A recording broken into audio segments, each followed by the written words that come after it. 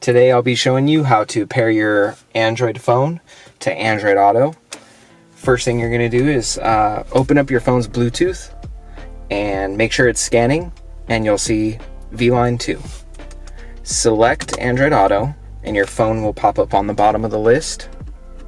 We're going to select the phone, and the phone and the Vline are both going to get a pairing request. Make sure you allow access to your contacts and call history.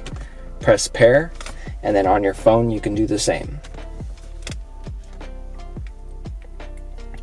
Now that the phone is pairing, it's going to change its status to waiting for Android Auto UI.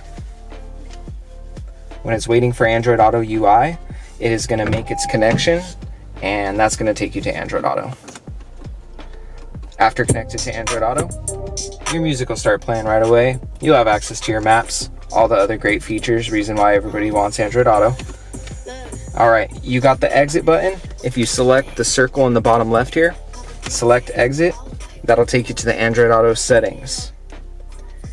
In the Android Auto settings, you can adjust your audio volumes, select Bluetooth tethering, which we have another video for I recommend watching, and then right here is where you can tap to disconnect your phone, and go to the top right for Show UI, which will take you back to Android Auto. While we're talking about Android Auto, I'm also going to show you how to pair your phone to your car system while using Android Auto. What you're going to do for phone settings is you're going to make sure you pair to the Vline for audio only.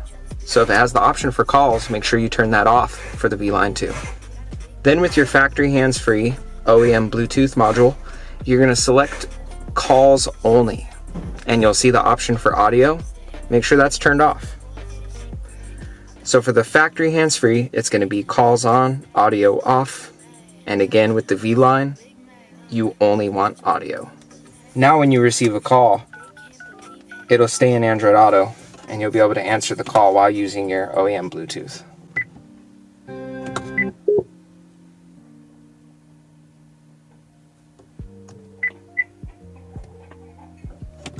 On the bottom, it's going to show the call options. You can open it up by pressing the phone button. You'll see more options for the call. You could go back down. You could, open up your Tidal streaming, go back to your maps. Once you hang up, it should automatically take you back there. Let's just hang up the call.